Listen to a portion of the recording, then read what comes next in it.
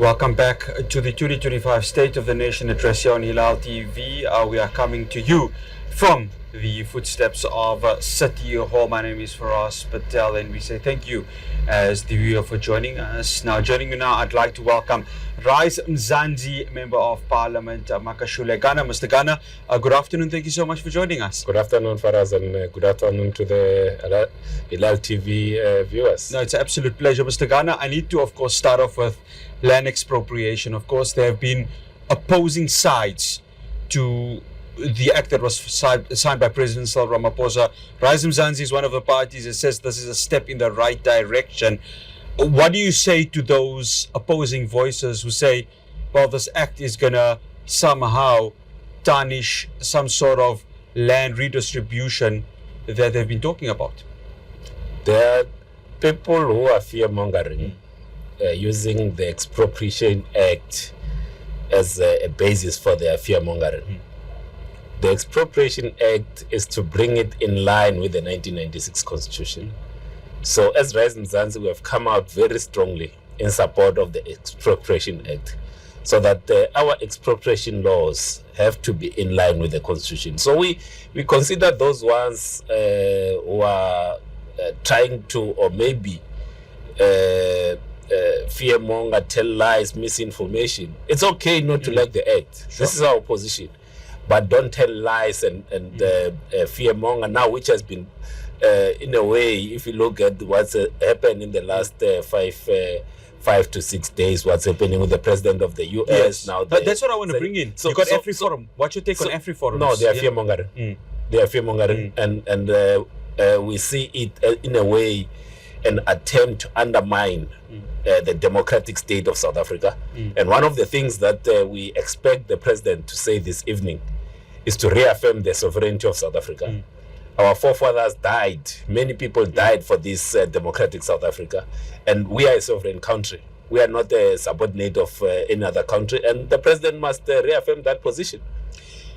Speaking of sovereignty, I mean, you've got President Donald Trump, who's continually putting pressure on the sovereignty. Now you've got Mark Rubio, the new US Secretary of State, saying they're not going to attend the G20 here in South Africa because South Africa is, quote-unquote, doing wrong things. Is the US just being a bully to the rest of the world? They are trying to exert their influence, but we expect the president to stand up for the country, to stand up for the flag, to stand up for the people of South Africa and the aspirations that many South Africans died and suffered for, as contained in our 1996 Constitution.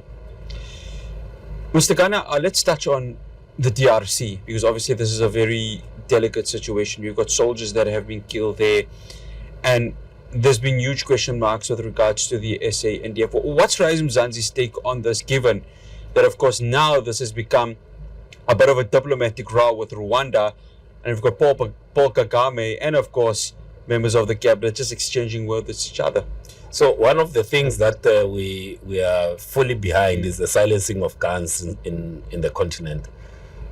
We are fully behind efforts to ensure that there's peace across the continent, because we have, for instance, the African Free Continental Trade Agreement. You cannot realize the benefit of that agreement if the guns are not silenced. And what's happening in the eastern part of Congo, obviously there's a lot that's still going to be uncovered and investigations that are going on.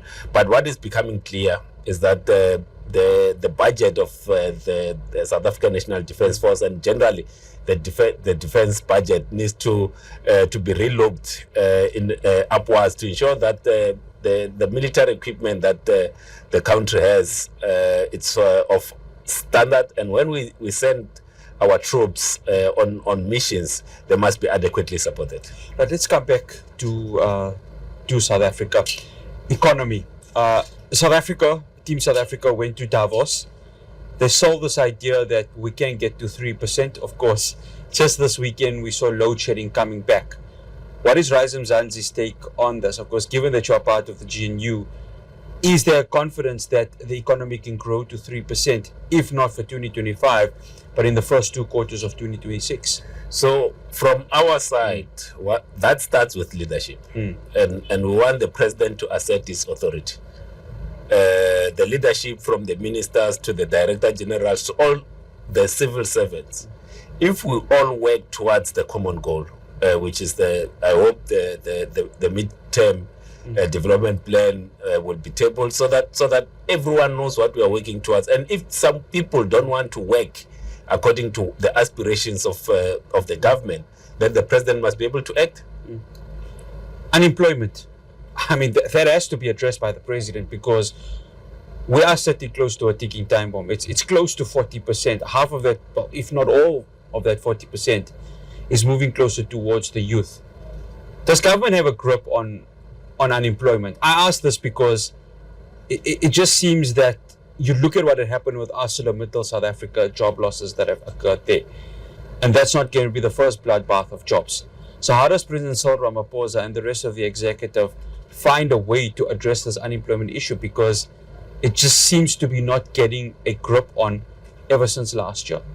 So to address unemployment, you need to have an economy that's growing.